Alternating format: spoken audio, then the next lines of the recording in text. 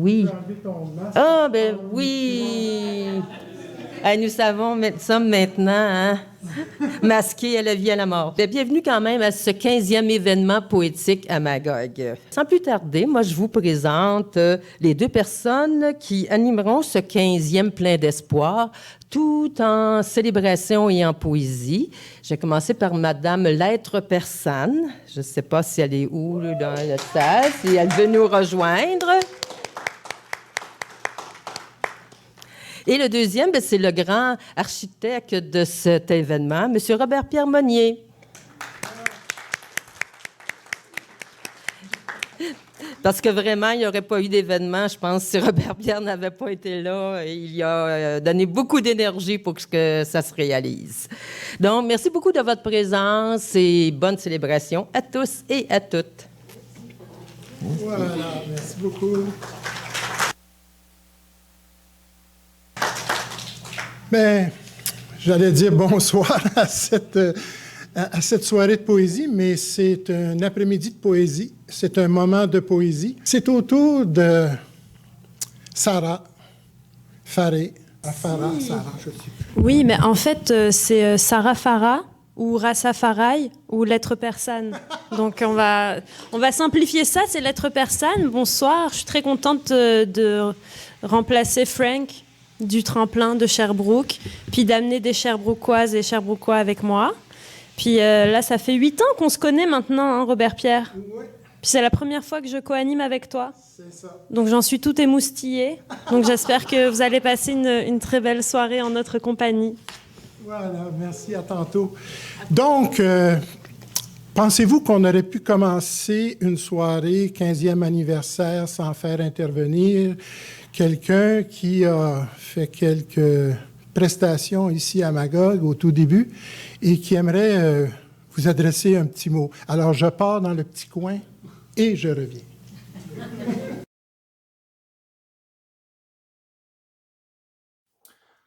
Salut, c'est David Goudreau qui vous souhaite un excellent 15e grand partage de poésie. Avec cette magnifique initiative à Magog, Art et Poésie, j'ai eu la chance d'y participer à quelques reprises. Mes félicitations à Robert-Pierre Monnier qui tient ça de main de maître avec son équipe. Bravo à tous les poètes qui ont prêté leur plume et leur voix à ce bel événement qui fait résonner la poésie à Magog. Je vous souhaite un excellent 15e. À bientôt, j'espère. Alors, on n'est pas sorti du bois.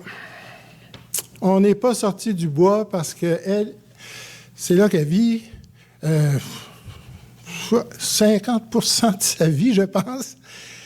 Elle était là au tout début, dans les premières soirées de poésie des années 2007, si ma mémoire est bonne. Ça fait 15 ans, ça? Oui, c'est ça. Hein? C'est la 15e, 2008. En tout cas, il y a du monde, il est fort en calcul dans la salle. Là, je vous laisse aller avec ça. C'est 2007, hein? 2006? OK, 2006. Donc, je cherchais des poètes, moi. J'en avais pas. Je connaissais personne. Je venais de l'extérieur. J'avais l'habitude d'aller à Sutton tous les ans. C'était animé par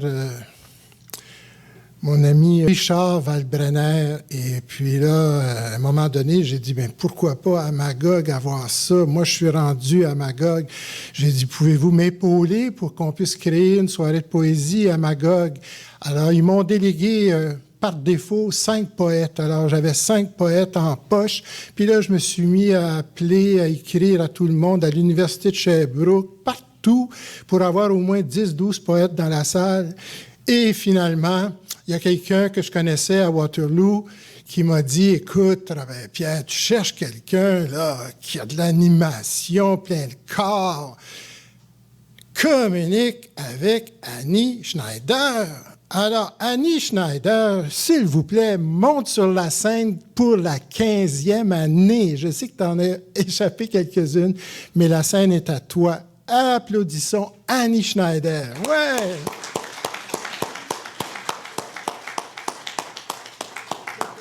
As-tu besoin que je place ton micro?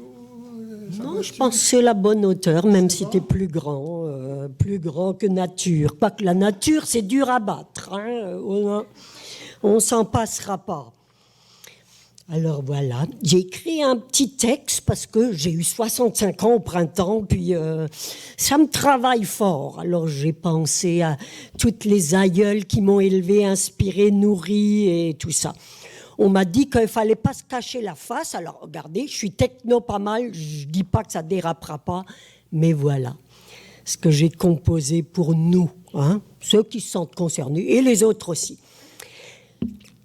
Les aléas du grand âge, le blanc, l'hiver, le froid, le nord, l'introspection, les bilans, le dépouillement. Voilà ce qu'évoque le troisième âge pour les premiers peuples d'ici. Quoi qu'il en soit, vieillir c'est dur, car vieillir c'est perdre. Perdre ses forces et ses moyens, la tête parfois, ses fonctions souvent, ses cheveux et ses dents, se casser les os en chutant, perdre son audition et sa mémoire, prothèses et accessoires coûteux nécessaires pour continuer à communiquer, rester à l'écoute de l'autre et de l'univers entier, aussi pour préserver sa dignité. Vieillir, c'est perdre encore, perdre ses amis l'un après l'autre, son travail, l'acuité, le respect, ses relations, ses atouts et ses outils de séduction. C'est recevoir surtout des annonces d'assurance mort, de notaires et de salons funéraires, ou des propositions salaces de beaux jeunes hommes ivoiriens. Fouillez-moi.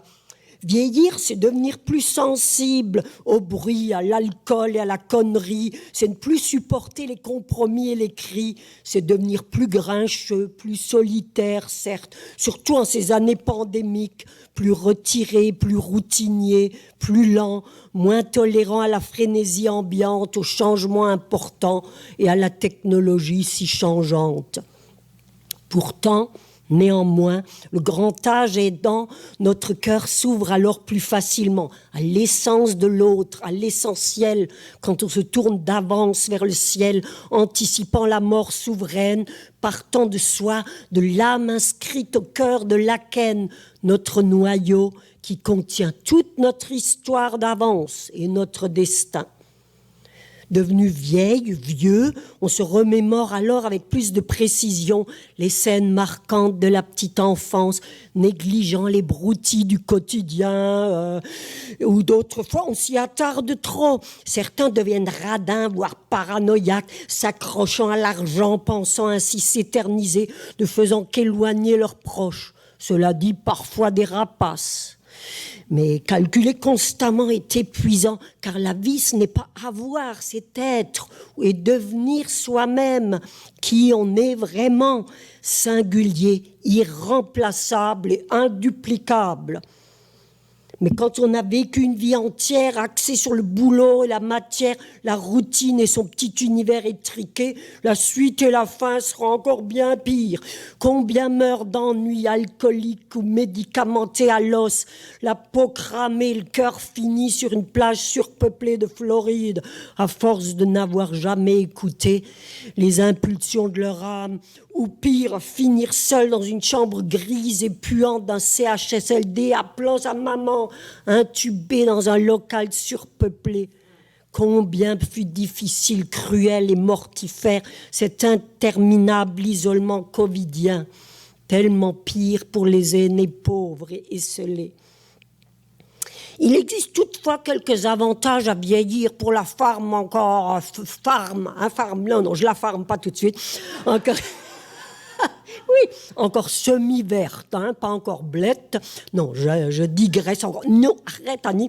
Bon, fini les montées d'hormones et d'humeurs extrêmes, hein, passé ça. Moins d'acné, plus de poils, de moins en moins, de sang gaspillé, de PMS récessif. Aussi moins d'angoisse, de passion univoque, d'illusions, de fixations absurdes, de pièges douloureux, de spéculations irrationnelles sur ce que l'autre pourrait penser de toi, mais plus d'écoute et d'ouverture, d'humour et d'attention dans l'instant, un ralenti qui t'y ramène inévitablement, une affinité toute spéciale avec les gentils petits animaux et les petits enfants charmants, une sensibilité à fleur de peau, plus douce d'ailleurs, hein, des larmes libératrices plus aisé à laisser couler des songeries, un silence, une sérénité toute nouvelle dans le luxe de la liberté, du repos bien mérité et de la joie sans cause avec le moins possible. J'aurais donc dû, car en fait, j'ai aimé et travaillé de mon mieux. Même moi, 50 ans, 2 enfants et 6 livres, c'est pas rien, hein?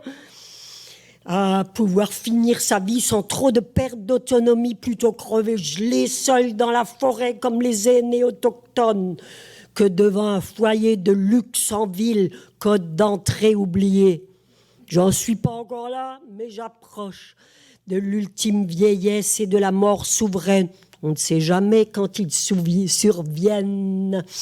Pensez-y quand vous reverrez vos papis, mamies ou vos parents pour les plus vieux d'ici. Aimez-les bien, dites-le leur souvent. Merci de m'avoir généré, nourri, élevé de ton mieux. Tu m'as tant donné, t'as fait de ton mieux. Je t'aime tant, ne m'oublie pas. Ça, c'est jamais perdu ni à regretter. Foi de casier n'est bien préparée. Car, indéniablement, l'amour et l'espoir font vivre mieux et plus longtemps. Bonne soirée!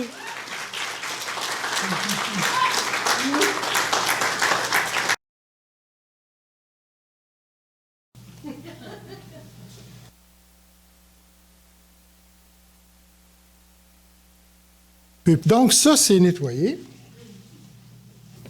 La prochaine personne, c'est une personne que j'ai rencontrée à travers, on peut appeler ça une sculpture. À un moment donné, l'année passée, ou il y a même 2 ans même, j'avais composé un poème que j'ai transformé en chanson qui s'appelait « La fêlure ». Puis au musée d'art naïf à Magog, il y avait, comme souvent, une exposition de plusieurs artistes. Et quand je suis passé devant ce tableau-là, c'est un tableau en relief. En fait, c'est une sculpture. Et qui avait évidemment dans le plein milieu de son visage une fêlure. Alors j'avais demandé, est-ce que je peux un peu utiliser votre œuvre dans un spectacle de poésie que je fais, de l'utiliser un peu comme image de mon poème, tout ça. Elle a accepté facilement, avec beaucoup de générosité. Et depuis ce temps, je découvre qu'en plus d'être peintre, sculpteur, elle a des textes à livrer. Et puis, je vous invite à accueillir Nadia Nadège. Merci.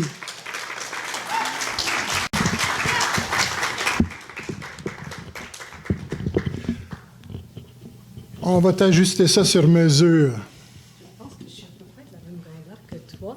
Oui. Bon, ça va bien? Merci. Ah, c'est bien, là, je n'ai que cette magnifique lumière dans les yeux, fait que je ne vois absolument personne, mais je sais que vous me voyez. Alors, on a parlé d'espoir, et moi, ça m'a fait me questionner sur Pandore. Je ne sais pas si certains d'entre vous connaissent Pandore. Et avant que Pandore ne naisse, il y avait les dieux et les titans, les immortels sur lesquels régnait Zeus, le dieu de l'Olympe, le roi des dieux. La paix régnait dans l'Olympe parce qu'il y avait la paix, les dieux s'ennuyaient. Zeus demande donc à son fils Héphaïstos de créer quelque chose d'exceptionnel. Héphaïstos, le dieu du feu, mélange la terre, l'eau et le feu. Il invente une substance qui permet de générer des êtres vivants. Zeus désigne ensuite les frères Épiméthée et Prométhée pour façonner et donner forme à l'argile magique. Épiméthée crée les animaux et les dote de tout ce qu'il faut pour qu'ils soient autonomes. Prométhée prend son temps, y réfléchit et conçoit un homme capable de se tenir debout, un corps robuste et solide. Mais ces traits ne sont pas suffisants pour assurer son autonomie. Il y a quelques aventures que je vous passe pour raccourcir le texte, et Prométhée va voler le feu pour l'offrir aux hommes. Avec le feu, l'humain reçoit toutes les connaissances. Il devient autonome et n'a plus besoin des dieux. Zeus est furieux. Il donne un autre défi à Héphaïstos. Créer un être inconnu qui restera un mystère pour l'homme. Héphaïstos crée Pandore, celle qui a tous les dons. Pandore est la première femme sur Terre. Comme pour les hommes, Pandore est faite d'eau et de terre. Chaque dieu et déesse viennent ensuite et donnent à Pandore des cadeaux. La beauté, le charme, la musique et d'autres talents extraordinaires, mais aussi la curiosité, la jalousie et une insatiable envie d'amour. Pandore a donc tous les dons. C'est son nom qui le dit. Pandora veut dire celle qui a tous les dons. Elle possède tous les dons de la terre, mais elle est aussi les dons des dieux réunis en un seul être. Pour terminer, Zeus confie un contenant à Pandore, un pot en argile. Mais il lui interdit de l'ouvrir. Alors quelle meilleure façon de susciter la curiosité d'une femme que de lui redonner une boîte en n'ayant pas le droit de l'ouvrir. C'est un cadeau empoisonné que Zeus envoie à l'attention de Prométhée.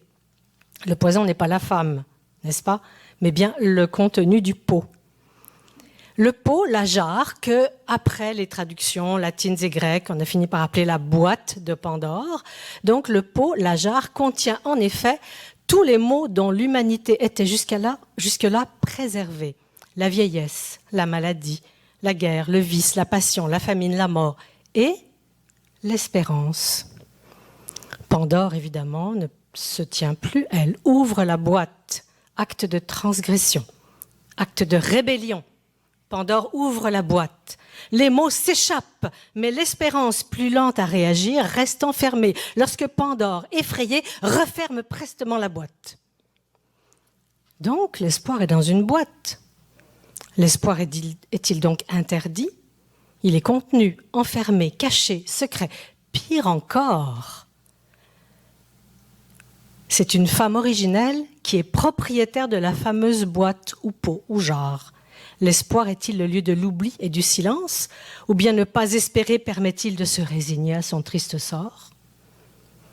L'espérance est une puissante illusion qui nous détourne de la réalité.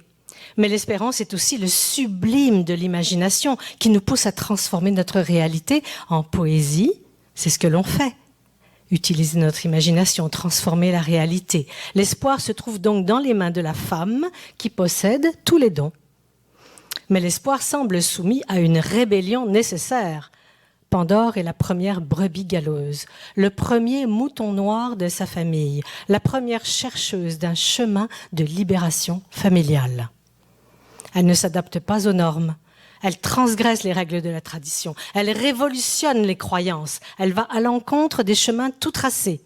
Pandore ouvre la boîte pour nous libérer des histoires répétitives, des schémas automatiques, ces schémas qui ont frustré des générations entières. Elle joue un rôle fondamental dans le système familial et dans le système social. Elle répare, elle désintoxique, elle crée de nouvelles avenues. Sa rébellion est terre fertile. Sa folie est une eau qui nourrit.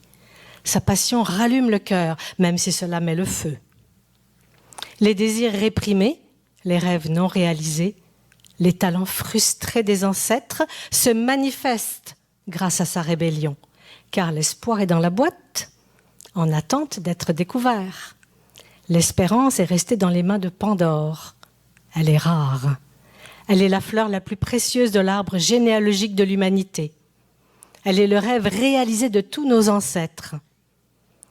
Pour trouver l'espérance, pour garder l'espoir, ouvrons les boîtes, ouvrons les vieux pots, ouvrons les jarres, sortons des routes toutes faites, fions-nous à notre sensible et poétisons un nouveau monde.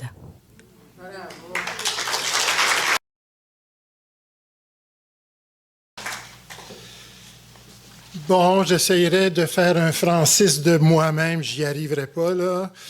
Un Frank Poul de moi-même, j'y arriverai pas, c'est pas possible. Il faudrait que je dise et voici maintenant! Je sais pas s'il va me voir un jour, mais en tout cas... sur la scène à Magog. Pas si mal, quand même. Celle qui a fait en sorte que cette soirée-là, ou ce moment de poésie-là, existe vraiment, là. Hey, Angèle, j'ai 5 nouvelles entrées, là. Oui, puis, as-tu des nouveaux membres? Non, j'ai pas de nouveaux membres. Mais tu vas-tu préparer ton texte? Ben oui, je vais préparer mon texte. Tu vas-tu faire la présentation au début? Mais oui, je vais faire la présentation. Vas-tu être à la porte pour accueillir tout le monde? Mais oui, je vais être à la porte pour accueillir tout le monde. Et voilà, c'est Angèle Laroche! Wouhou! Dans la même grandeur, je pense. Hein? On n'est pas de la même grandeur. Non, pas la même grandeur. Alors, je te baisse un peu. Parfait. C'était utile, tout ça? Oui, au cas où. Hein, la mémoire, hein, c'est une faculté qui oublie des fois. Hein? C'est ça. Oh, ben j'ai pas mis mon masque. Non, t'as pas besoin. Ah, En tout cas, tu parles au micro, c'est correct. oui, mais trajet. En tout cas, Étranger. C'est vrai. j'ai 3 petits textes à vous présenter sur le thème espoir. Donc, le premier s'intitule Il paraît, le deuxième Espoir quand tu m'habites et le dernier Je suis espoir. Il y a une petite suivi. Il paraît que je manque d'espoir, que je broie trop de noir et que je bois trop le soir, que j'ai la corde du cœur qui traîne sur le trottoir et que je devrais me regarder un peu dans le miroir. On me dit de me prendre en main, d'aller de l'avant, de me lever le matin, de me préparer une belle vieillesse, puis aussi de me botter les fesses. On me chante que c'est beau la vie vue d'en haut. En bas, l'avenir appartient à ceux qui se lèvent tôt. Encore faut-il avoir fermé l'œil de la nuit dans un bon lit. Je sais, j'ai la chance d'être encore en vie. Mais qui envie mes errances, ma délinquance?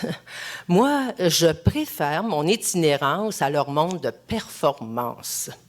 Tu verras, demain est un autre jour de dèche tout court.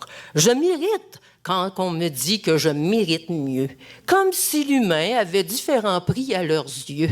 Sur cette terre qui tourne en rond sans savoir pourquoi, j'en ai assez d'être un pion à la merci des riches et des rois. Il paraît que le bonheur n'attend que moi. La file d'attente est trop longue, j'ai perdu la foi. Mais tant qu'il y a de la vie, il y a de l'espoir. Eh bien, parlons-en. J'en ai de l'espoir. Je le trouve dans le fond de ma bouteille, dans mes somnifères qui retardent mes réveils. J'ai l'espoir d'avoir le courage d'en finir, plutôt qu'à petit feu continuer de me détruire. J'ai l'espoir de l'esclave et du condamné à mort, qu'enfin on me délivre de mon mauvais sort.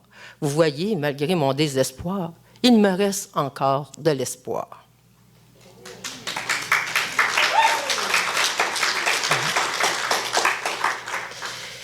Espoir, quand tu nous habites, on veut déplacer des montagnes, on veut réinventer la roue, on veut que tout le monde y gagne, on veut être maître chez nous.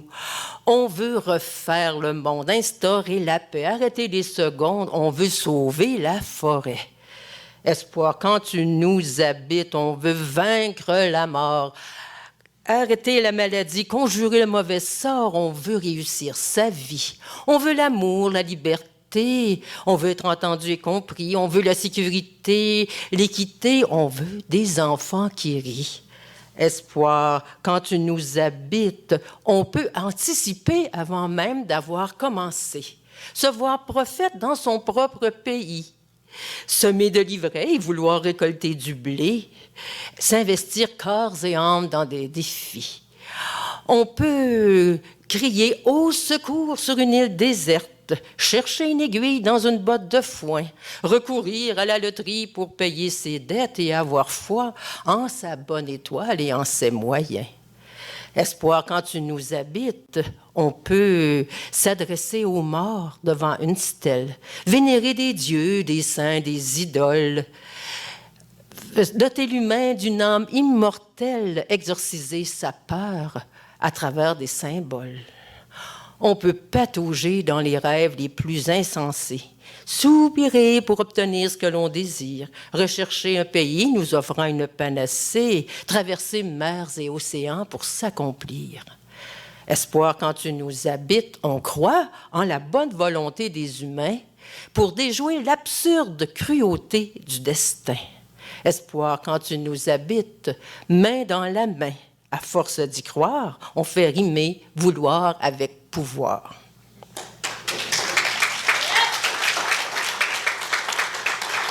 Un petit dernier. Je suis espoir. Je vais de l'avant, je vis de lendemain. Je suis bouée, phare, je suis promesse. Je tue le ridicule sans tuer l'humain. Je suis souvent le propre de la jeunesse. Je suis printemps et fleurs de pommier. J'accompagne le retour de l'hirondelle. Je suis fiançailles et robe de mariée. Je fais voler, je fais pousser des ailes. Je suis prière, rémission, courage. Je suis bonté, pardon, je suis l'ami. Je suis une voix, un pas, un mirage. Je suis l'Éden, le nirvana, le paradis.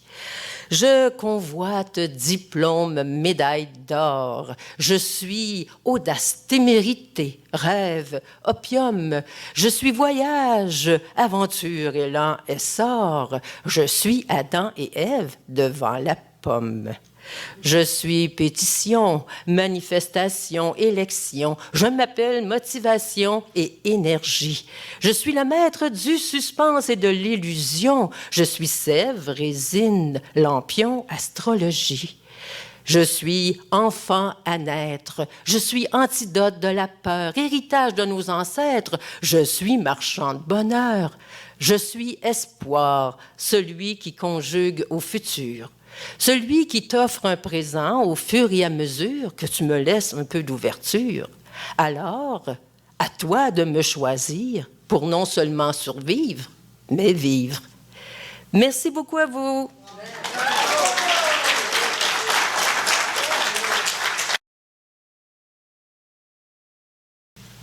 Là, le trajet était très bon, là. J'avoue que chacun son bord, chacun son bord. Un instant, là. Ok, moi j'ai un petit secret à vous confier. Je sais qu'il ne faut pas faire ça dans la vie. Je pense que j'aurais pas pu être prof parce que j'ai des chouchous, j'ai des préférés. Puis là, j'ai une poète préférée, elle vient de Sherbrooke, c'est vraiment ma poète préférée. Puis si vous voulez, je vous la prête. Là, ça peut être votre poète préférée pour ce soir aussi. Je pense que ça va le devenir. Puis, et il y a aussi autre chose que j'aime pas trop dans la vie, c'est quand les applaudissements, ils s'arrêtent avant que la personne arrive ici. Donc, ce qu'on va faire, on va timer nos applaudissements. Peut-être que ça va ralentir, mais on va applaudir Audrey Babin-Alexandre jusqu'à ce qu'elle arrive sur cette scène devant le micro. On commence maintenant. 3, 2, 1. Audrey Babin-Alexandre. Encore.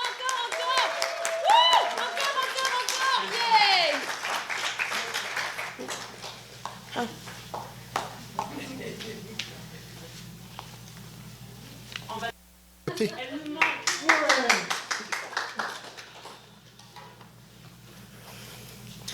Allô? J'ai écrit un texte sur une de mes amies les plus résilientes. Fait que j'ai appelé ça Valérie. Il y a un tiroir dans mon appart qui ramasse tout ce que je sais pas où ranger.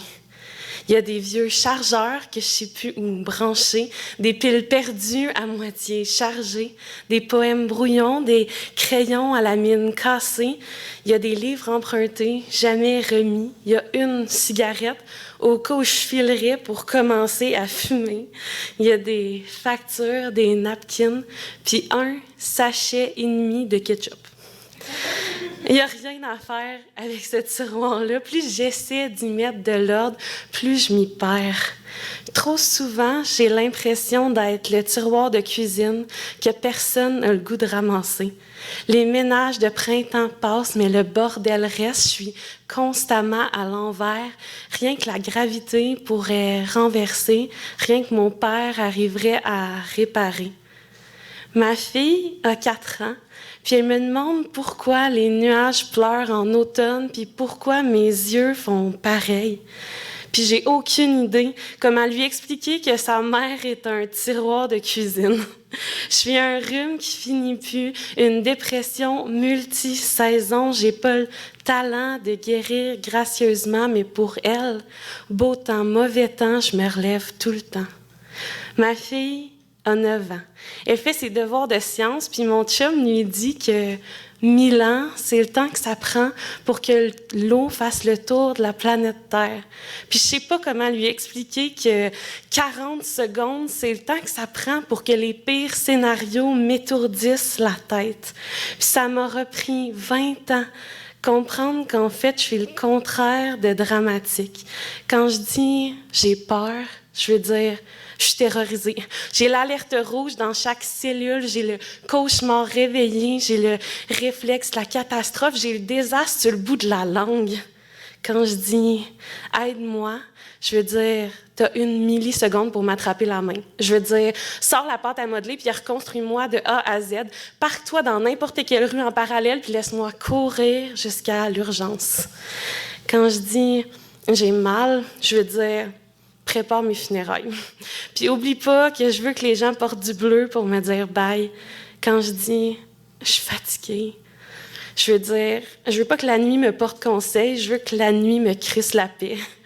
Je veux que la nuit me laisse dormir jusqu'à demain, jusqu'à demain, jusqu'à demain. Puis mon chum dit « le son se déplace 4,3 fois plus vite sous l'eau que dans l'air. » Puis des fois, j'aurais le goût de me noyer juste pour avoir le temps de dire tout ce qui me passe par la tête. Parce que dans l'eau, j'expliquerai à ma fille que les raccourcis dans ma tête sont hors de mon contrôle. Je lui dirais qu'elle a raison d'avoir peur le soir, qu'elle a le droit de demander de l'aide, puis elle a le droit de se relever aussi maladroitement que nécessaire.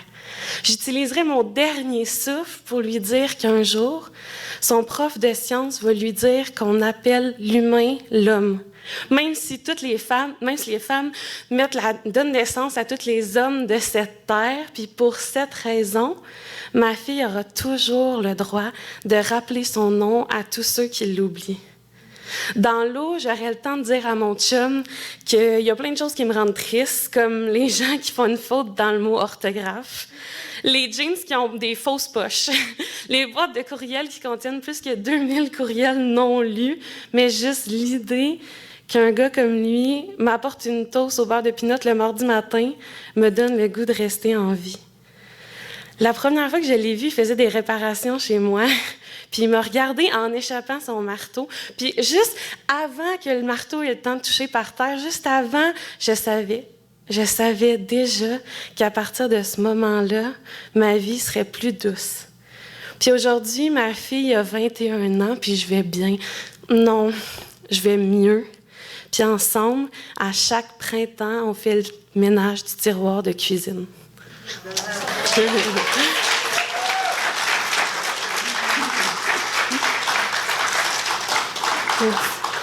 instant.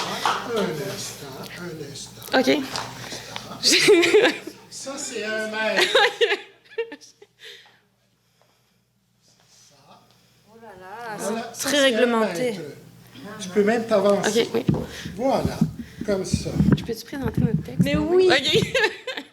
Mais on a fait un texte qui s'appelle « Je veux que tout soit parfait ». Fait qu'on fait ça en petit duo, là. Je veux que tout soit parfait. Des cheveux soyeux, Des dents blanches. du parfum qui se fondrait parfaitement à ma peau, Des habits assortis. ajusté, stylé, made in ici, Des chaussures pour chaque occasion. un rire épidémique, Une voix charismatique. une face symétrique, Je veux faire des câlins sédatifs, donner des conseils mécanos, être le meilleur French de ta vie. L'employé du mois, ta référence préférée, ta favorite. aucun point d'inaptitude, A+ à l'école de la vie, marcher droit en talons hauts, une promotion par trimestre, un compte en banque garni, rempli, débordant, un mariage éternel, des proches immortels. Je veux que ma maison sente... Non, je veux que ma maison soit propre tout le temps. Je veux que ça sente la tarte aux pommes 5 saisons par année, un set de vaisselle complet, un tapis d'entrée qui dit « Je veux que tu enlèves tes souliers ». Un chat majestueux dans l'entrée, de la dentelle au rideau, du cristal au plafond, le couteau en or, un évier vide, des placards pleins. Des placards pleins de provisions, le tout éthique, local, bio et de saison, mais j'aime tout ce qui fait grossir, tout ce qui est trop gras, trop salé, trop sucré, tout ce qu'il faut bannir. J'ai pas de cardio, je suis asthmatique.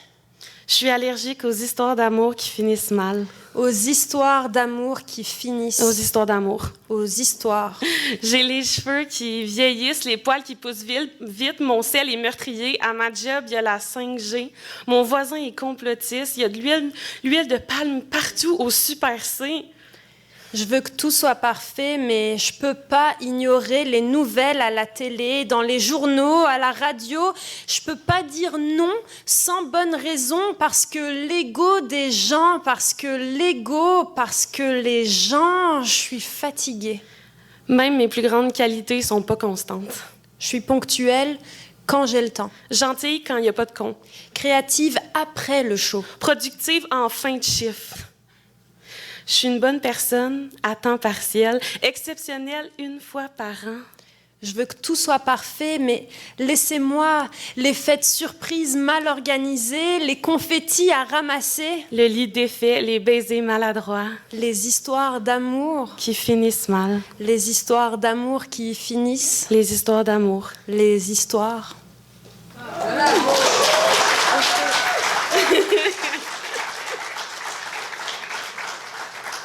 Non, pourquoi je remets mon masque, moi? Eh, merci, Audrey. On l'applaudit jusqu'à ce qu'elle descende de cette scène.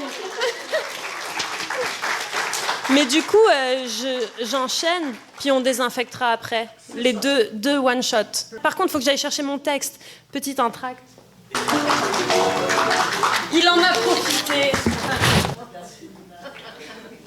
Il voulait absolument que je sois au centre. Merci pour ce désinfectage rapide et efficace. Je me présente pas, je me suis présentée tantôt. Mais je vais vous faire un texte. J'ai traîné ma petite nostalgie à bout de laisse, à bout portant. Si j'avais pu, je l'aurais faite s'asseoir dans un square, sur un banc. Je l'aurais faite héler les passants, attendre comme un mendiant. Si j'avais eu du tabac, je lui aurais fait fumer le Nina. Des binocles aussi pour ma petite nostalgie. C'est aveugle, la nostalgie. C'est épais comme le rideau qui tombe de novembre à mars ici. Ma petite nostalgie, elle aussi, a fait fuir les oiseaux, les a fait taire, leur a dit « Vous chantez trop, ça m'empêche de me concentrer, je m'entends plus penser. » C'est sourd, la nostalgie. Ça a besoin de silence pour se passer en boucle des refrains qui font froid.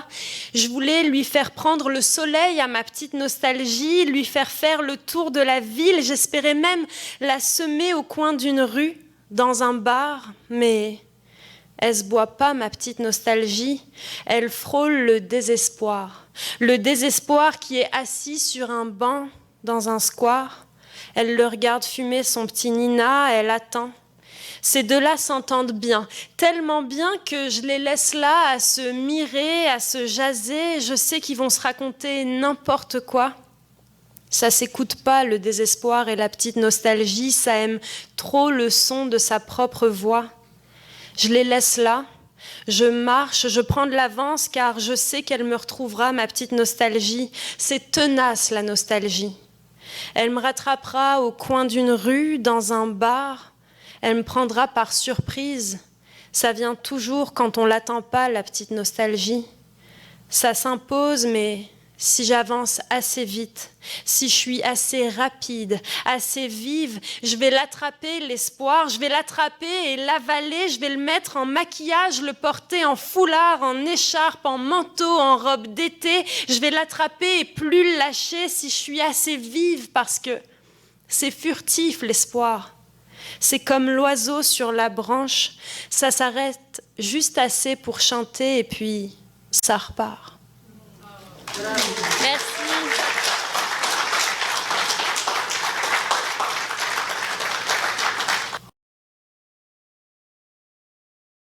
Bonjour à toute la gang de art et poésie. Malheureusement, Super Héros ne peut pas être là cette fois-ci, mais Et oui, je suis partie en vacances. Hiro en vacances, imaginez-vous des choses comme ça.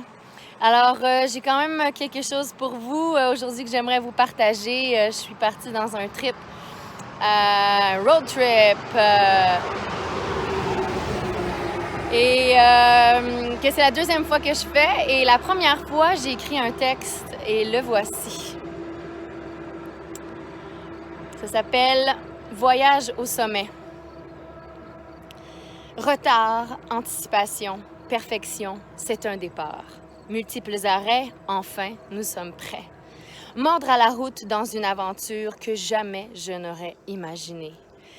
Quitter les cantons, arriver au centre, dépasser les camions, couper par la cour à scrap, tomber sur des champignons géants, passer par des champs de patates. Longer le fjord dans des couleurs flamboyantes d'une beauté inimaginable. Le roc et la rivière ne font qu'un, et nos deux noms marqués sur sa façade.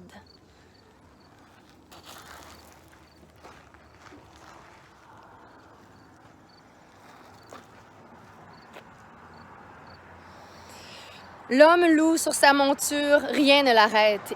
Il augmente la cadence, le jour tire à sa fin.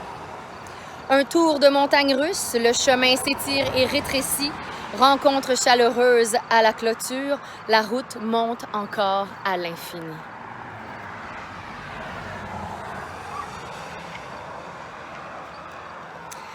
Dans la forêt de plus en plus profonde et toujours plus longue, déjà longtemps plus de signes du monde.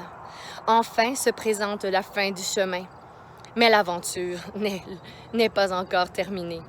Les deux pieds sur un quai, tous les paquets sont embarqués. Devant cette étendue profondément noire, on se lance sur le grand miroir. L'embarcation glisse doucement sous un ciel gris. La lune s'évanouit. Tranquillement, on s'approche de la destination. Droit devant, une petite maison.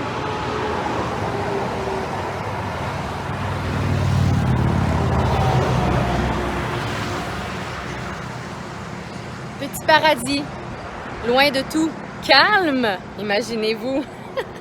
Presque sans bruit, tout ce qu'il faut. Tout ce qu'il faut est ici. Alors voilà, je vous souhaite un excellent moment d'art et poésie. Robert Pierre? Oui. Parce que comme avec ma préférée, on a changé un peu l'ordre. Je voulais juste pas qu'on oublie le poète de Longueuil. Mais vas-y, parle-en. Seigneur Pierre Girardin.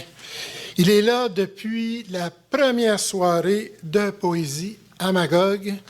Il s'est présenté 10 fois sur la scène et il s'était présenté en duo, son fils qui jouait de la guitare et Pierre qui chantait cette mélodie poétique qu'ils avaient mis au point tous les deux. C'était très touchant de voir ça. C'était en plein hiver au mois de novembre. Ça se peut-tu, ça, en plein hiver au mois de novembre au Québec? La réponse est oui. Il faisait moins 10 dehors. Il y avait de la neige partout. Pierre est arrivé avec son piano, puis son support, puis il s'est installé, puis il avait le goût de jouer, puis de participer avec son enfant, tout ça, pour soudainement s'apercevoir qu'il n'y avait pas de fil d'alimentation.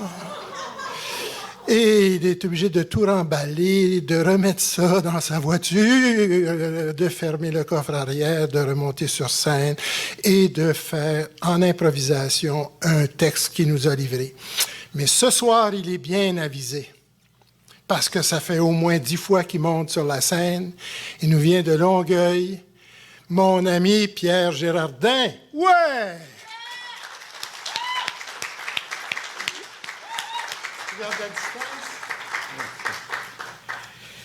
Merci, merci.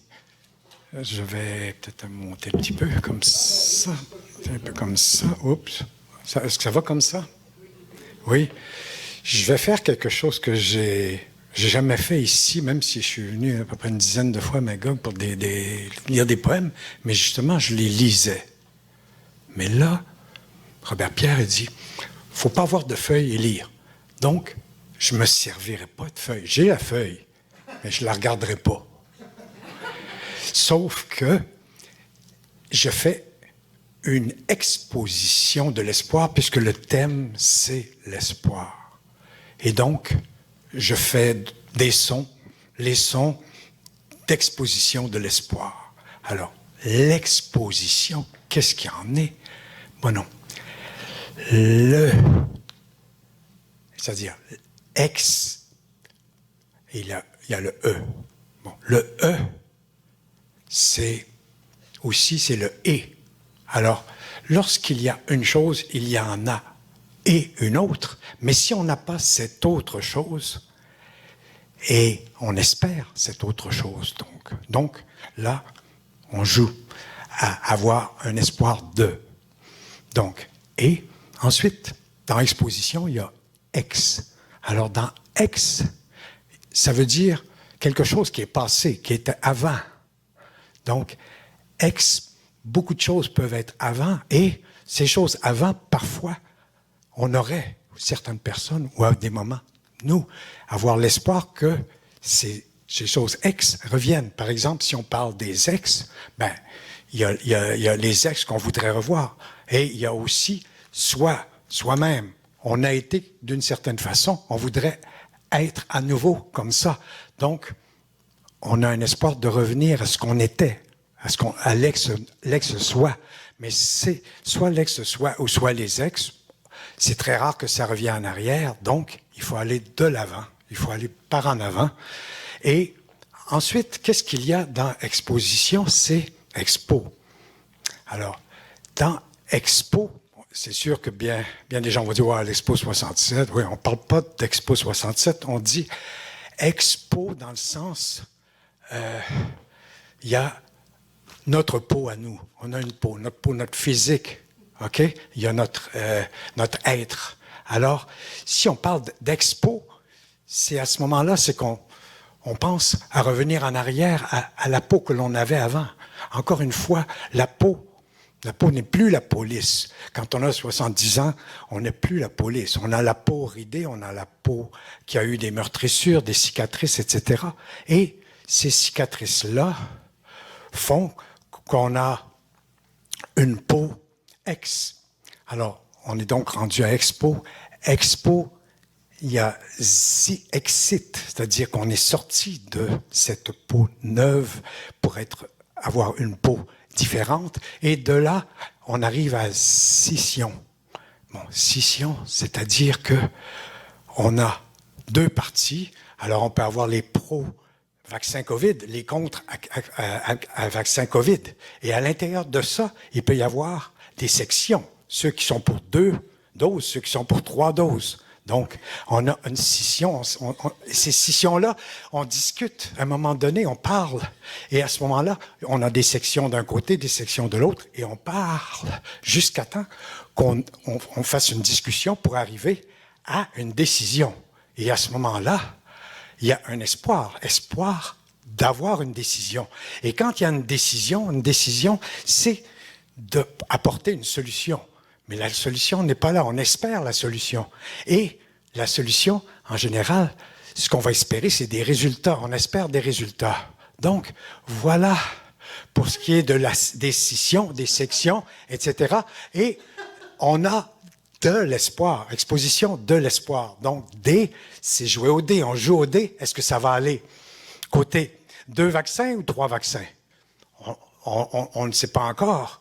Mais on en parle. On parle du 3e vaccin, on parle des 12 ans et moins, on parle de tout ça, mais on n'en sait rien.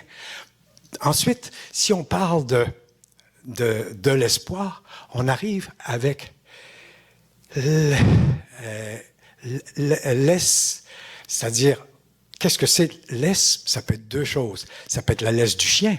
L'espoir, c'est-à-dire qu'on a on est comme un chien. On attend avec l'espoir. Si on peut regarder aussi laisse, c'est-à-dire qu'on laisse du lest, on se débarrasse du lest et on a l'espoir que tout aille pour le mieux. Donc, voilà pour la laisse.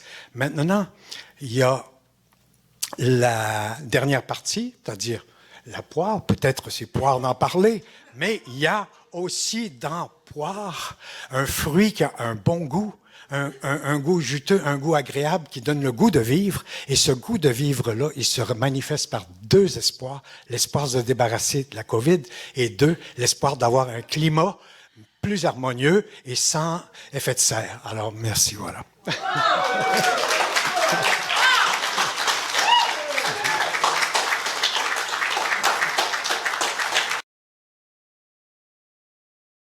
Avant de passer à l'entracte, l'entracte, qu'est-ce que tu fais avec le t? L'entracte, bon, l'entracte, hein, l'entracte, t'as pas besoin de... L'entracte, bon, c'est ça. On a l'habitude d'offrir un micro ouvert dans la salle, des personnes qu'on ne connaît pas, puis qui désirent monter sur la scène pour venir exprimer en 3 minutes, donc des textes courts, un poème, un récit poétique.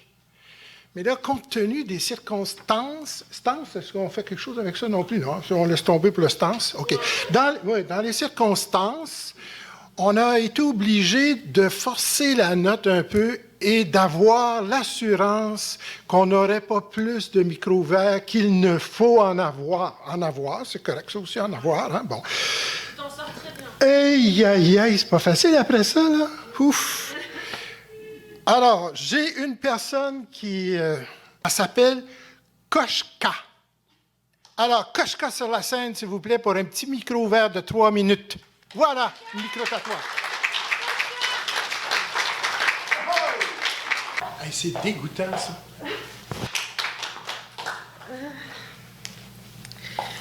Donc, je m'appelle Koshka, je suis artiste amateur. Ça fait depuis que je suis enfant que j'aime chanter, j'aime jouer de la musique, jouer au théâtre. J'ai composé un poème que j'ai transposé, en chanson. Ça s'appelle « Espoir de pouvoir ». En fait, c'est l'espoir de prendre sa vie en main, de prendre nos vies en main pour, dans l'espoir, de créer un monde meilleur. Comme un bateau qui vague sur l'eau,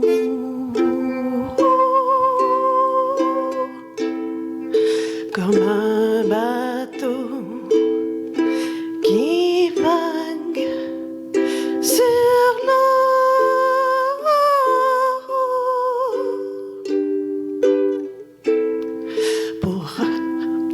pour remuer le ciel, et que la paix règne enfin dans l'univers,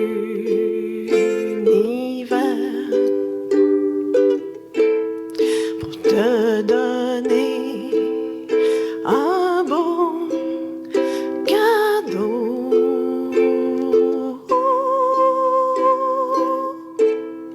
un peu plus gros qu'un grand paquebot,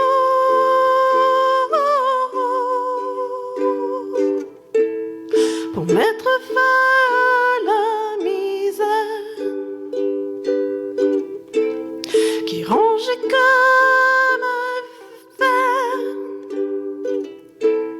le monde et ses visages.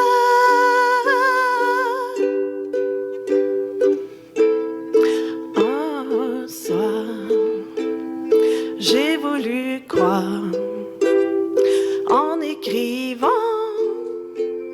une histoire. On aurait le pouvoir d'inventer un autre demain,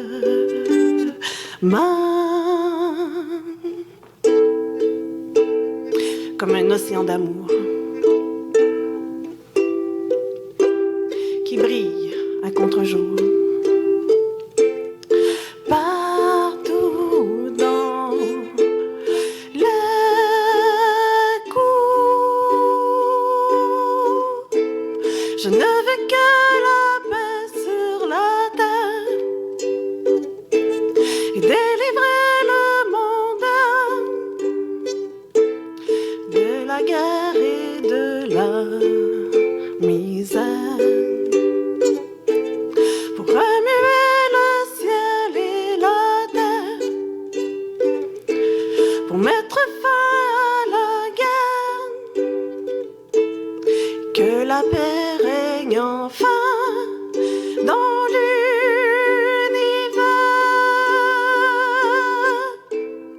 C'est cette histoire écrite un soir qui parle d'espoir pour toi, pour moi, pour nous.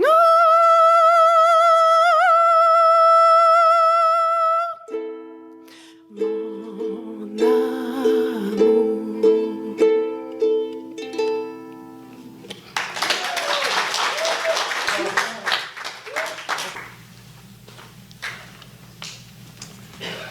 Ça va être bientôt l'entracte. Merci, à tantôt. On va vous faire vivre un peu ce que nous, on a vécu pendant 15 ans en 5 minutes. C'est comme ça qu'elle disait ça, Mme Nadeau, au téléjournal. Comment ça s'appelait? C'est le 24 heures en 60 secondes.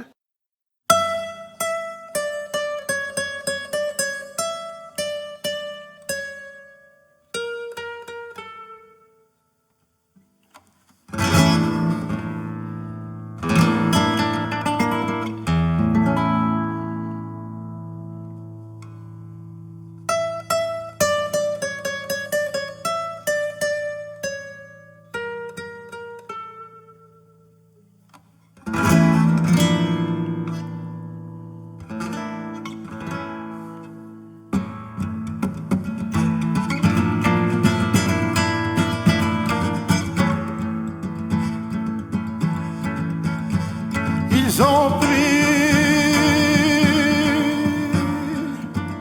presque tout, le pouvoir et l'argent,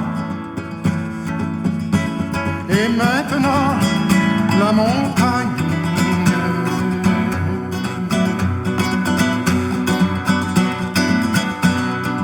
Et nous serons déshérités.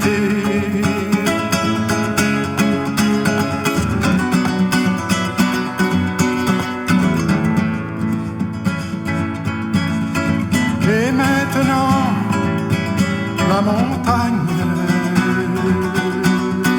et nous serons déshérités.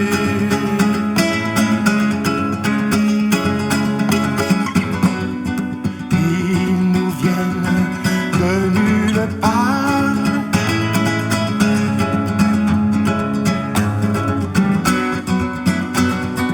Ils arrivent sans crier gare.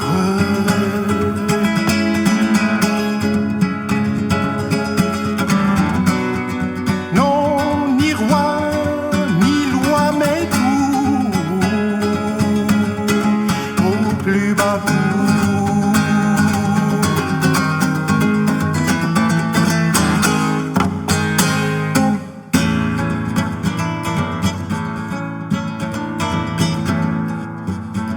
Ils ont pris presque tout, le pouvoir et l'argent, et maintenant la montagne. Ils auront décapité.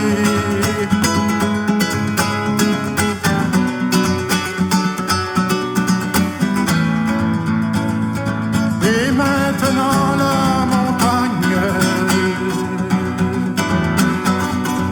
ils auront décapité.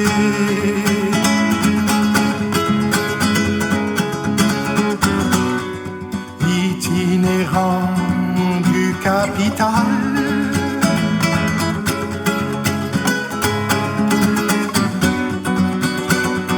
de capital en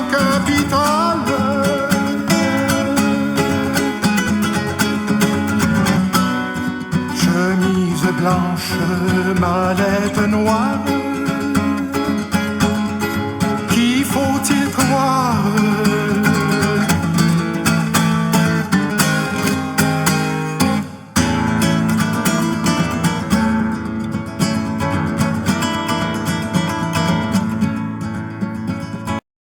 On demande à mon ami fidèle depuis le début, vous en êtes témoin, il est en haut de la liste tout le temps, lui, sur les programmes, il s'appelle Allaire.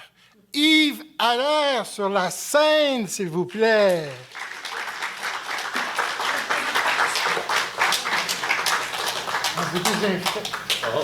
Je suis devenue la désinfecteuse officielle. Toi, tu as quelque chose à nous raconter avant de commencer ta prestation. Tu as des nouveaux projets, tu me l'as dit, que tu voulais en parler. Ce qui était écrit dans le programme n'était pas complet. Pour ajouter que je suis auteur d'une pièce de théâtre qui va être lue probablement ici cet automne. J'ai pas encore les coordonnées, là, ça dépendait un peu des disponibilités de la salle avec la COVID. La COVID. Le titre de la pièce, ça ressemble pas à ce que je vais lire ce soir. Mais en fait, c'est une ancienne église ici, hein? Alors, le titre de la pièce, c'est « Comment écouter les grandes orgues quand s'écroulent les falaises ». Si vous entendez ça sonner, vous saurez. Alors, espoir. J'ai un texte, il me semble qu'il porte un certain espoir. Il s'intitule « Carrosserie ». K-A, accent circonflexe, R-O-2-S-I. Carrosserie. Carrosserie, c'était le patois de mon père. Alors, on va le faire venir.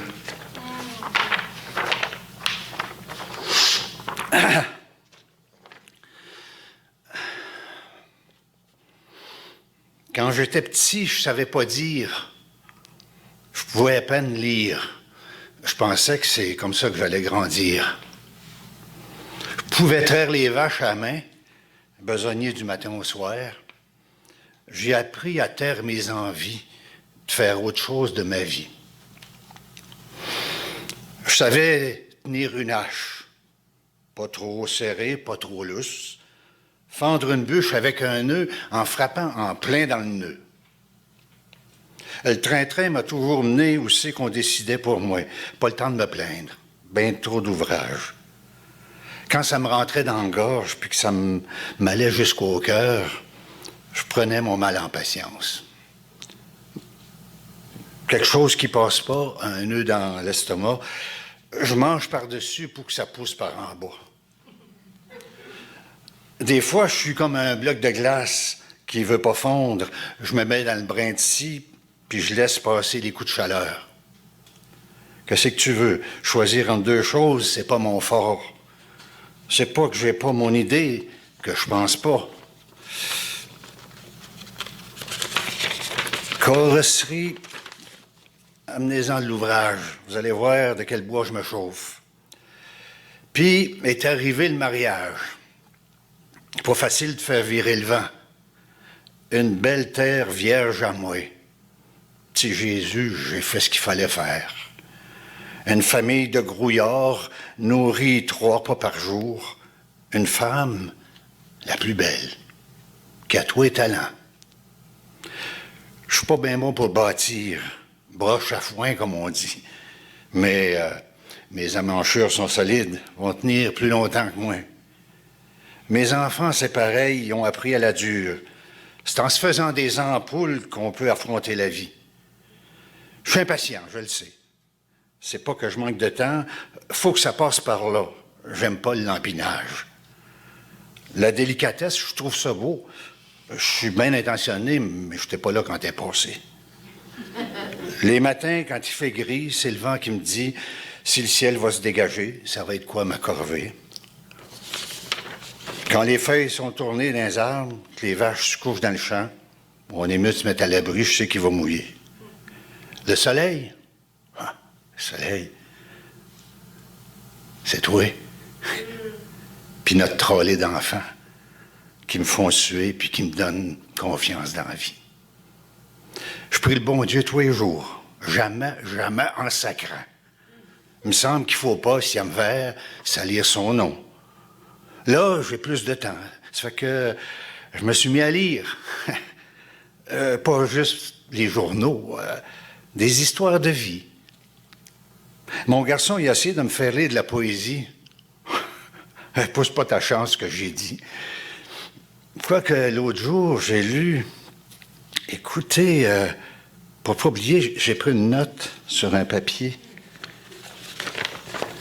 Parle-moi de toi, parle-moi de nous.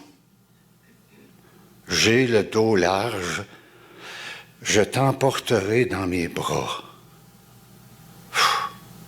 Je sais pas pourquoi, ça m'a bouleversé. Parle-moi de toi, parle-moi de nous. J'ai le dos large. Il s'appelle Gaston Miron. C'est un poète. J'ai le dos large. Je t'emporterai dans mes bras. Wow. Merci.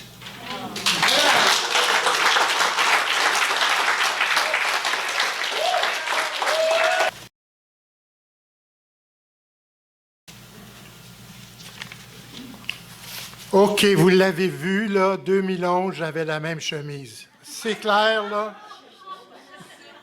Vous l'avez tous vu, là? Il s'en fait pas deux pareils. C'est pas neuf, mais elle me fait encore, c'est ça. C'est ça, le miracle. Vous avez vu? 15 ans, à Magog. Et depuis les toutes premières années, elle était là. On s'est rencontrés à Sutton. On a fait ensemble quelques soirées de poésie, à l'époque où Richard Valbrenner animait tout ça, jusqu'à ce que ça se transpose ici. Et en passant, je peux vous dire qu'au Tremplin, eux autres aussi célèbrent leur 15e anniversaire. C'est-à-dire, on a commencé presque ensemble, tout ce monde-là.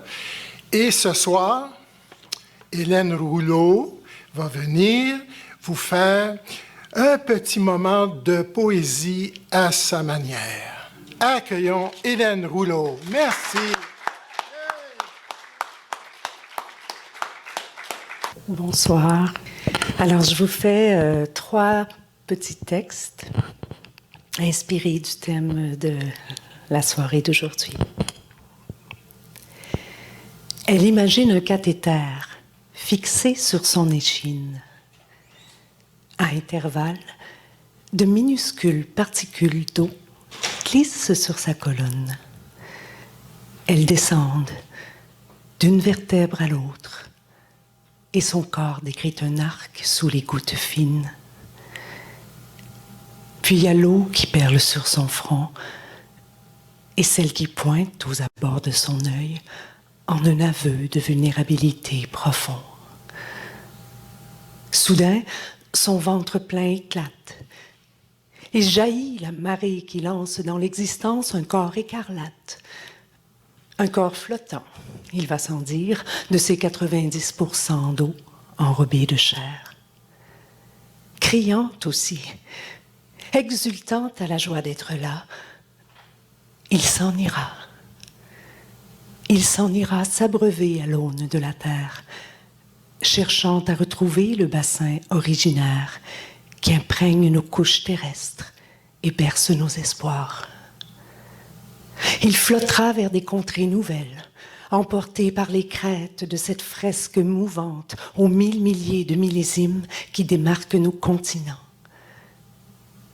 Puis, il trouvera un fleuve, une embouchure, s'arrêtera près d'un haut fond et puisera la lumière. Grondent, gonflent, giguent les rivières. Sans égard à la houle tourmentée de nos guerres, partagera l'or transparent. En une ondée, désaltérera enfin tous les peuples de la terre.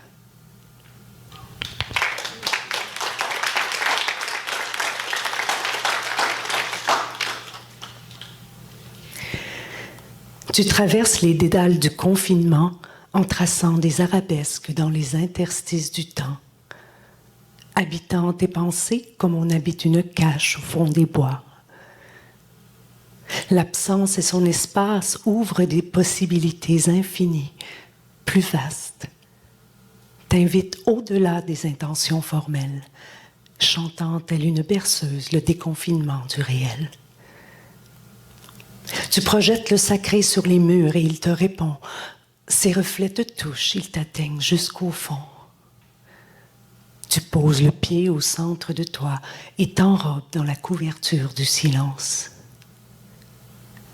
À la genèse des mondes, il n'y avait que ça, un brin de cellules sceptiques qui n'osaient autre chose que de poindre le nez dans l'aube de la conscience. Traverser le désert des heures, sans perdre l'impression de sa pertinence.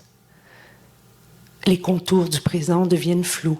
Ils s'enroulent dans un coin en petites boules et te voilà assise aux confins de la nuit qui s'écoule. Équilibriste nu, exposé au vertige, marchant sur le fil ténu de la vie qui se fige. Peut-être y a-t-il un bénéfice à se laisser choir ainsi, en travers de ses vulnérabilités comme dans un grand lit. Rester suspendu, simple particule, se laisser pleurer les secondes qui basculent. Empêtré dans le temps bête d'un arrêt forcé, savoir rester là, tonique, à travers la tempête. Décloisonner le doute, cerner dans l'inconnu les quelques pas, la route qui traceront les avenues, te permettant de trouver dans la douceur et la patience le chemin, le doigté des voies de la confiance.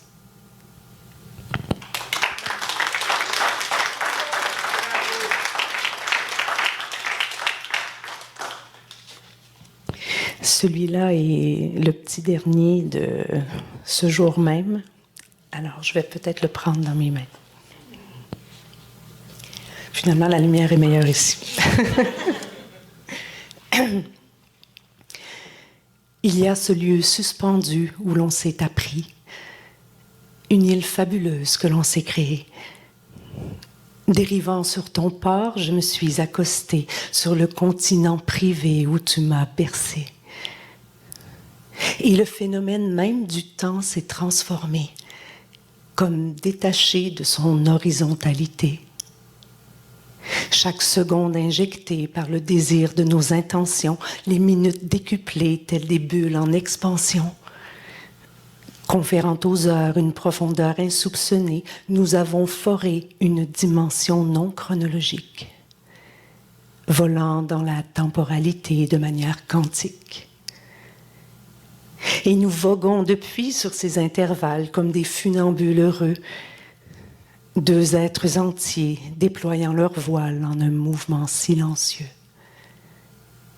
Portés par des brises qui chantent sur l'aléatoire du destin. Touchés par l'envers du monde sous la lune au regard plein. Charmés par l'en-dehors du temps, nous nous sommes penchés pour bien entendre la caresse des flots qui passent. Et tu m'as chuchoté des mots qui ne disent rien d'autre que la conscience d'être. La main posée sur moi, tu m'as parlé en silence.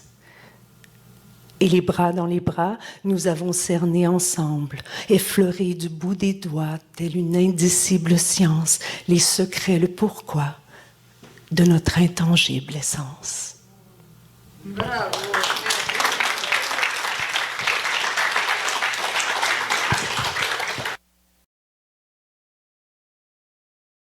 J'y vais. Ah là là. Non, pardon, j'ai oublié de prévenir. Oh non, excuse-moi. Ça va, vous passez une belle soirée? Yeah. Ok, alors je vais vous présenter mon deuxième préféré. En fait, je dis ça parce qu'ils viennent de Sherbrooke, hein, mais aussi parce que c'est mes préférés, mes diplômes à personne. Il s'appelle Sam Prou.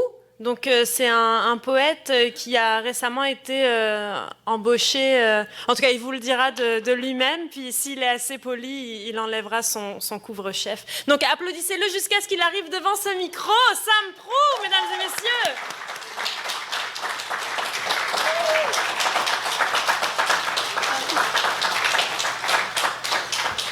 Donc il était une fois, ma première fois. Mais attention, ceci n'est pas votre histoire typique. Ceci n'est pas l'histoire d'un jeune homme un peu fou qui tente trop tôt des trucs de trop grand. Oh non, non, non. Et sachez que je ne me suis pas offert à la première venue. Oh que non! J'ai pris mon temps. J'ai cherché. J'ai arpenté toutes les rues et ruelles de Sherbrooke de long en large durant des mois avant d'enfin tomber sur elle. Belle, grande, resplendissante, salvatrice. Elle avait tout pour plaire. Notre première date s'est vécue dans le silence sur le beatland d'une soirée à se faire des yeux doux qui comptent pas les minutes. On voulait pas aller trop vite, mais surtout, on voulait pas aller nulle part. On voulait juste s'asseoir dans le là, puis c'est ça qu'on a fait. J'arrive pas à me rappeler si c'est le froid de la nuit ou bien la fatigue qui nous a interrompus en premier ce soir-là. Tout ce dont je me rappelle, c'est d'être reparti un peu plus léger, de savoir qu'on se reverrait très probablement bientôt. Et c'est lors de notre deuxième date que ça s'est passé. C'était par un beau soir d'été dans une pénombre qui invitait à l'intimité. Les voisins et les étoiles s'étaient couchés depuis longtemps, laissant toute la place au bruit de nos soupirs. Nos mains hésitantes se voulaient douces, nos corps tremblants se voulaient tout. Tu te crois toujours prêt pour ta première fois. Tu te demandes disant que tu le fais pour les bonnes raisons, que tu sais ce que tu fais parce que tu l'as vu dans un film, parce que quelqu'un de ton école l'a fait avant toi l'année passée. Moi, par contre, je savais déjà que mes raisons d'être là n'étaient pas nécessairement les bonnes. Mais j'étais quand même là, à chevaucher maladroitement, le corps trop raide et les yeux qui se ferment quand ils ont juste trop à voir. Ma première fois a duré 8 minutes. Je m'attendais à moins. Faut se dire que je m'attendais à finir, à vivre cette espèce d'éclair qui t'électrise le corps avant de te laisser inerte dans les bras de ta douce. Mais ça n'a pas été ça. Ça a juste été un grand vide. Un grand vide dans le ventre, puis dans le cœur, puis dans le bruit, puis dans tout. Un grand vide qui laisse une grande place à une petite voix dans le fin fond de mon je sais pas quoi. Petite voix qui me dit de juste déchevaucher puis de m'en aller. De crisser mon camp. Que 2 dates, c'est en masse pour réaliser des affaires, puis j'ai été chanceux. Calissement chanceux de réaliser qu'après 2 dates avec un pont, me tuer allait pas être la solution. Parce que voyez-vous, cette histoire est bel et bien arrivée, elle était une fois, ma première fois. Mais attention, ceci n'est pas votre histoire typique. Ceci n'est pas l'histoire d'un jeune homme un peu fou qui tente trop tôt des trucs de trop grand. Oh non, non, non. Et sachez que je n'ai pas sauté au premier pont vu. Oh que non! J'ai pris mon temps. J'ai cherché. J'ai arpenté toutes les rues et ruelles de Sherbrooke de long en large durant des mois avant d'enfin tomber sur lui. Beau, grand, resplendissant, salvateur. Il y avait tout pour plaire. Puis c'est lors de notre deuxième date que ça s'est passé. C'était par un beau soir d'été dans une pénombre qui invitait à l'intimité. Les voisins et les étoiles s'étaient couchés depuis longtemps, laissant toute la place au bruit assourdissant du silence. Mes mains hésitantes se voulaient douces, mon corps tremblant ne se voulait plus. Tu te crois toujours prêt pour ta première fois. Tu te mens en disant que tu le fais pour les bonnes raisons, parce que tu sais ce que tu fais, parce que tu l'as vu dans un film, parce que quelqu'un de ton école l'a fait avant toi l'année passée. Mais j'étais quand même là.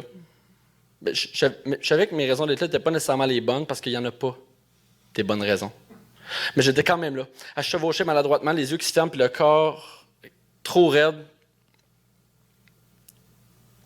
J'étais quand même là, à chevaucher maladroitement, le corps trop raide et les yeux qui se ferment parce qu'ils ont juste trop à voir. Ma première fois a duré 8 minutes. Je m'attendais à moins. Faut se dire que je m'attendais à en finir, à vivre cette espèce d'éclair qui t'électrise le corps avant de te laisser inerte. Mais ça n'a pas été ça. Ça a juste été un grand vide dans le ventre, puis dans le cœur, puis dans le bruit, puis dans tout. Un grand vide qui laisse une grande place à une petite voix dans le fin fond de mon je sais pas quoi. Une petite voix qui me dit de juste déchevaucher et de m'en aller. De crisser mon camp. Que 2 dates, ça y est en masse pour réaliser des affaires, puis j'ai été chanceux. Calissement chanceux que la petite voix se soit réveillée. Calissement chanceux d'être encore du bon bord des stats.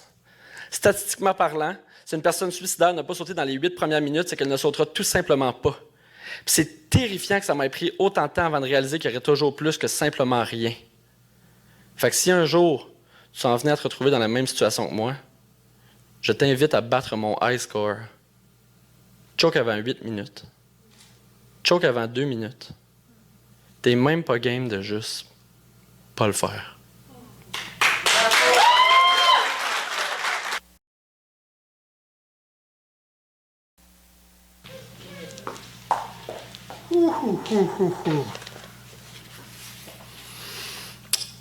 Ouais.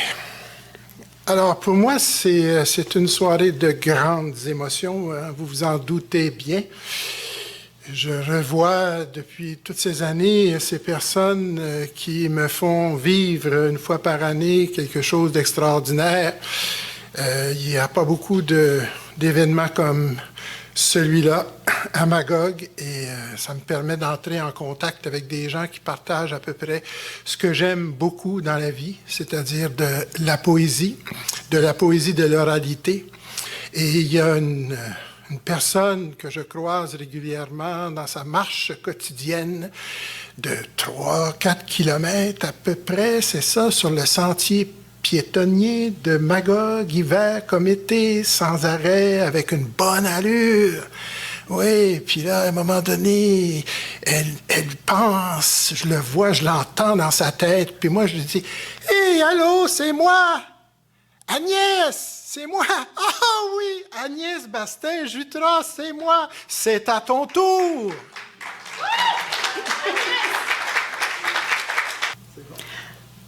Bonsoir, ça me fait plaisir de ne pas vous voir, mais de vous savoir là. Alors, un texte qui se distingue de tous les autres parce que moi, je suis encore une femme qui vit à la messe. Alors, j'ai donc des souvenirs d'enfance. Ça s'appelle « L'espoir de Valentine ». J'ai passé mon enfance dans un village de 120 personnes, jamais plus, car les terrains appartenaient depuis des temps immémoriaux aux mêmes familles, où naissaient des bébés devenant des adolescents travailleurs ou de bonnes ménagères. Pas question que les hommes faits aillent chercher ailleurs une épouse à leur goût, car l'avenir des filles se rétrécissait au fil du temps, en même temps que fleurissait dans leur cœur l'espoir fou de se trouver un mari. On ne parlait pas encore d'amour, car les fiançailles étaient brèves et les tentations, l'été, quand on rentrait le foin, pouvaient faire l'objet de racontars qui, double misère, parvenaient à l'oreille du curé. Et misère, j'avais 10 ans, je me souviens d'un sermon, en chair de vérité, mes amis, où monsieur le curé avait clamé à ses paroissiens « Je n'ai pas l'âme en paix, car la jeune Paulette a passé l'après-midi de jeudi dans la grange à foin de Popol, et ces péchés-là, ça ne pardonne pas. » Non, non, ici on ne parle pas d'amour, mais de péché de la chair. Et ça, je le répète, ça ne se pardonne pas. Monsieur le curé avait poursuivi. N'oubliez pas que je n'avais que 10 ans. Alors qu'au sein du sacrement de mariage, l'amour des époux comble les espoirs du bon Dieu. Les fautes de la chair sont l'apanage du démon. Si le couple meurt, il ne peut entretenir le moindre espoir de passer par les limbes et l'antichambre du paradis. C'est l'enfer qui attend ceux et celles qui se laissent posséder par les plaisirs de la chair. Ne croyez pas que leur faute sera effacée à la suite de noces obligées pour sauver l'honneur de la famille. N'oubliez jamais ça, mes chers paroissiens, les péchés de la chair remplissent les fournaises de Satan. Or, voilà qu'à plus de 40 ans, mademoiselle Valentine est engagée chez le curé du village voisin. Valentine est, comme on dit chez nous, une jeune fille montée en graines. Oula, pas d'équivoque, pas d'imagination déplacée, ça n'a rien à voir avec les 13e positions que vous avez imaginées. Non, simplement, mademoiselle Valentine a dépassé l'âge où l'on se marie en blanc avec l'espoir de mettre au monde un garçon vigoureux ou une belle petite fille aux yeux bleus. Bref, mademoiselle Valentine a épousé le bedeau, c'est-à-dire un vieux notaire à la barbiche mal taillée, mais, eh oui, à la bourse bien garnie, dans tous les sens. L'histoire ne dit pas si M. Parenteau était le meilleur des amants. encore que mademoiselle, je veux dire madame Valentine, serait morte d'embarras si quelqu'un s'était avisé de l'interroger du genre « Ça va-tu bien entre vous ?» Car à l'époque, le concept d'orgasme ou de bonheur conjugal n'appartenait pas encore au vocabulaire courant. On pouvait entrevoir le 7e ciel sans en parler. En tout cas, lorsque j'ai croisé Madame Valentine juste avant la grand-messe, elle m'a salué avec le plus beau sourire que je lui ai jamais vu. Eh bien, c'est de ce jour-là que je me suis mise à rêver d'atteindre ce type de bonheur-là. Ça a pris du temps. J'ai tisonné longtemps les braises d'espoir apparemment futiles. Et je ne vous dirai pas si ma quête est définitivement comblée. Je ne m'appelle pas Valentine. Mais j'avoue que cet été, le ciel est bleu, la vie est pas mal belle.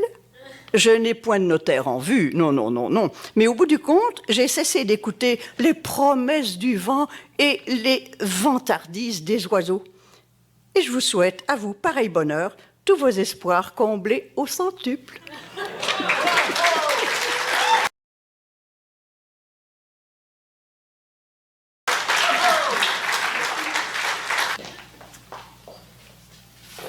Alors, on a un alias dans le programme.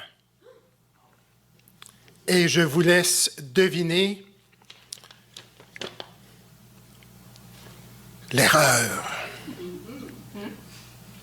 On a une roche en première partie, on a une roche en deuxième partie. C'est bizarre. Attendez-moi. Salut à tout le monde. Bonne soirée de poésie. Je pouvais pas faire autrement qu'être moi-même. Fait que, enjoy. Citoyen modèle de la dérive vaccinale, t'as peur dans ton enclos mental. Fait que tu hurles, perroquet radical. Arrêtez d'affirmer votre calice de liberté. Allez donc tous vous faire injecter. Pourquoi s'opposer à la tyrannie hygiénique? Ah, tu penses par toi-même, un autre comique qui nourrit la théorie du complot, qui met en doute nos héros, mais tu vas voir ma petite tête dure, t'auras pas ton passeport vaccinal, ça c'est sûr, ton code QR puis ton tatou mental. Seuls les élus vont avoir des privilèges, c'est normal. Les autres méritent rien qu'une sale prison sociale. Fait que tu peux bien revendiquer ton droit de choisir. À partir de maintenant, la liberté a plus d'avenir. Puis à cette heure, tu peux dire adieu aux joies du troupeau. Non, t'auras plus jamais ta place dans le ghetto. Tout est dans le timing, Robert Pierre. Je vais parler pendant longtemps pour que tu aies le temps de te démêler. Comme à son habitude, Robert Pierre va être accompagné de son ami Habib, qui est percussionniste et qui vient de Sherbrooke. Donc du coup, c'est mon percussionniste préféré. Applaudissez-les bien fort. C'est le maître de la soirée et Habib.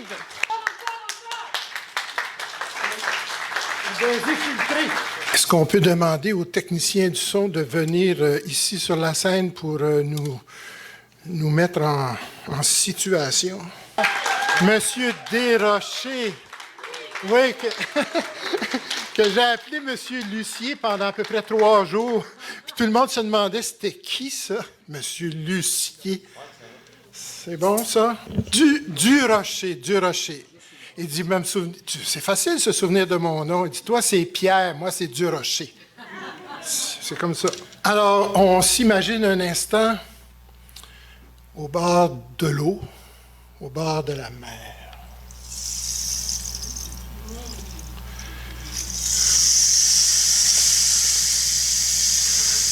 C'est l'été à Vancouver. Et chacun dans sa vie va avoir à tourner une page, sa page. C'est le titre de cette chanson.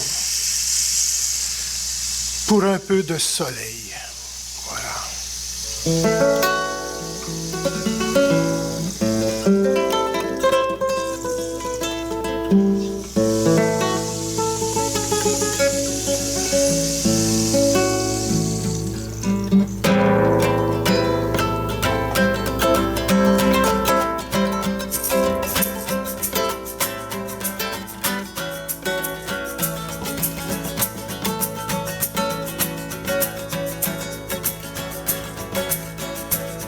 A-t-on idée de laisser ça?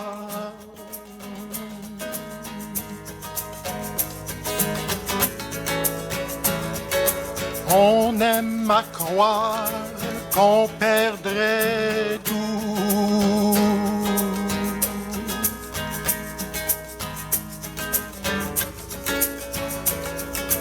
La liberté, c'est souvent ça.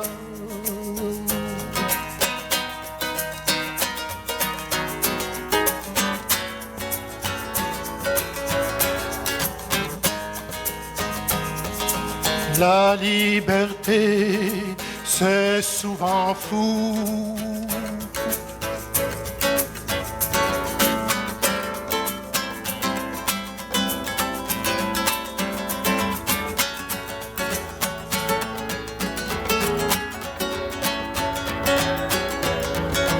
Quand il faut tourner sa page,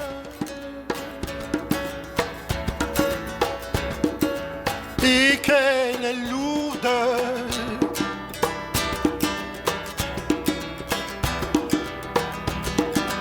laissons souffler le vent. Laissons souffler le vent. Ouais.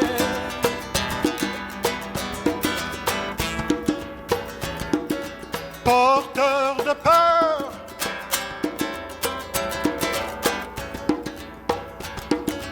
de temps de l'heure,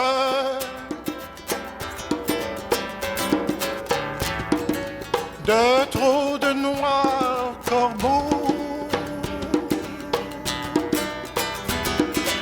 de trop de noirs corbeaux.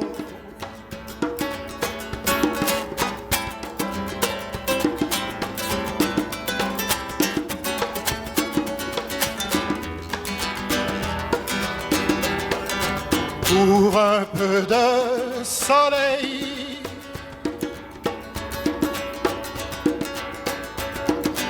pour un peu de soleil, quand il faut sonder sa page,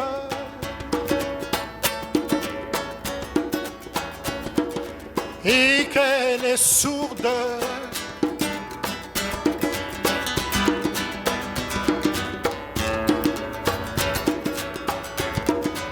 laissons crier le vent, ouais.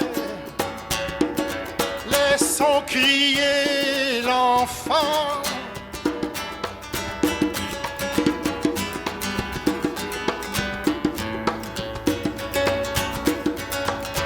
Pour un peu de soleil, a-t-on idée de laisser ça?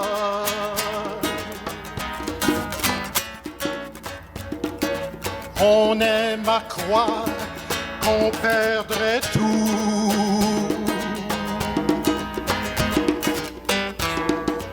La liberté, c'est un peu ça. La liberté, c'est souvent fou.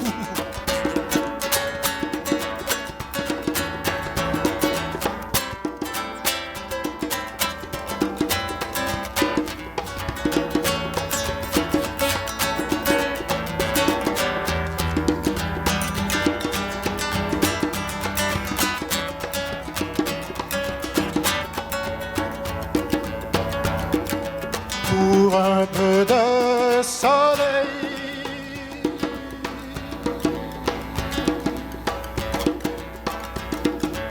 pour un peu de soleil.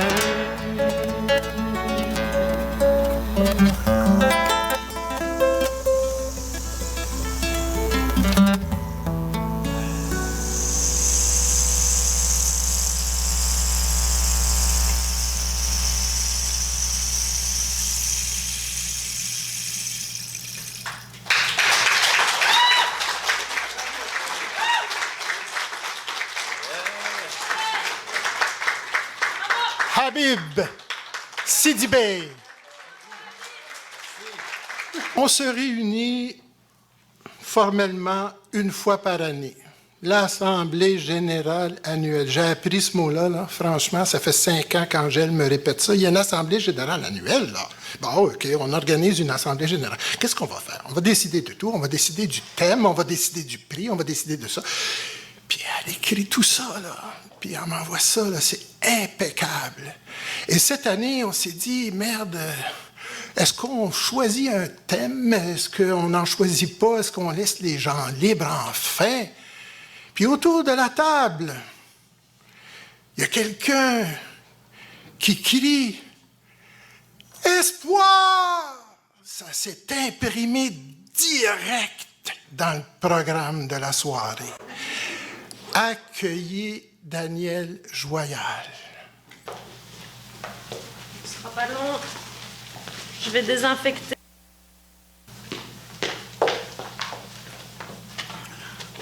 Bonsoir, moi, comme vous le savez, c'est Daniel Joyal. Moi, j'aime la poésie, mais je suis plus un auteur. Puis là, moi, j'ai mon texte, mais c'est plus pour des mots-clés. Mon texte s'appelle « L'espoir ».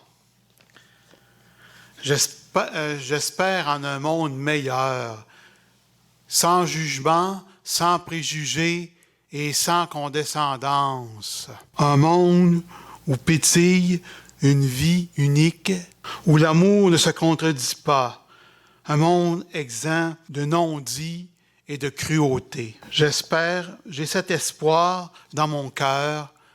Même l'Antéchrist ne me contredit pas, car la bête ne sait pas qui elle est. Dieu m'abandonne et me condamne à l'agnosticisme et à la franc-maçonnerie. Oui, je suis un illuminé de l'amour inconditionnel et sans jugement gros comme le bras. J'ai espoir en un monde meilleur. Je suis un rêveur, me dit-on. Oui, mais l'espoir pousse à l'action. Soyez bénis dans vos actions. L'enfer n'existe que si j'y crois. Et l'amour est mon seul espoir.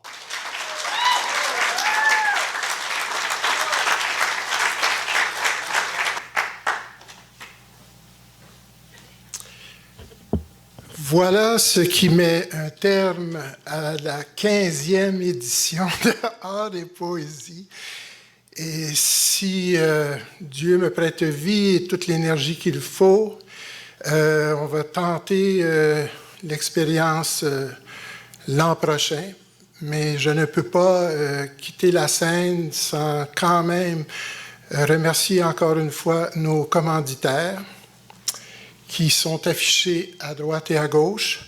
La ville de Magog, le conseil municipal, à l'unanimité, il faut le dire, là, à l'unanimité, il n'y a pas eu personne qui s'est objecté à ça, à ce qu'on ait un local pour être capable de faire une fois par année cette rencontre incroyable. Et puis, on nous a proposé l'auditorium qui avait une capacité limitée, ou bien donc le centre communautaire qui ne pouvait accueillir que 5 personnes, ou dehors, la pluie nous attendait. Alors voilà, merci beaucoup à tous les conseillers. Je sais qu'on est en élection, voilà.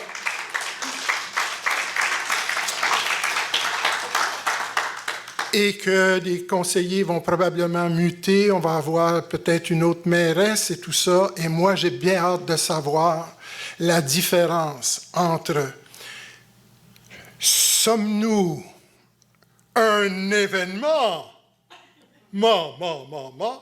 ou sommes-nous une activité? Il faudrait donner ça à Pierre Girardin, ça, cette question-là. Parce que quand on est un événement, on a certains droits d'obtenir des services de la municipalité, mais quand on est une activité culturelle, c'est pas évident, ça. Puis ça fait 6 ans qu'on demande d'être reconnus, nous, comme groupe culturel reconnu à Magog. La première fois, on nous a dit non parce qu'on n'avait pas assez de membres. On était 4 au conseil d'administration, puis il y avait à la page 22, en bas de la ligne, en côté du numéro de la paire, ça prenait 8 membres. Bon, ben, j'ai dit, je vais vous en trouver, moi, des membres, c'est gratuit. Le lendemain, j'en avais 35, mais là, le comité avait siégé, avait rendu sa décision, donc, on ne pouvait pas être admissible à quoi que ce soit. Bon, le temps va passer, le temps va passer, le temps va passer, le temps a passé, et toute la remise en question de la reconnaissance des activités culturelles, bon, devrait normalement ressurgir cette année, on l'espère, et puis pouvoir obtenir un statut quelconque, sinon une statue. Et vous avez vu ce soir, on a des victimes collatérales du COVID ou de la COVID. J'ai pas oublié personne. Yeah!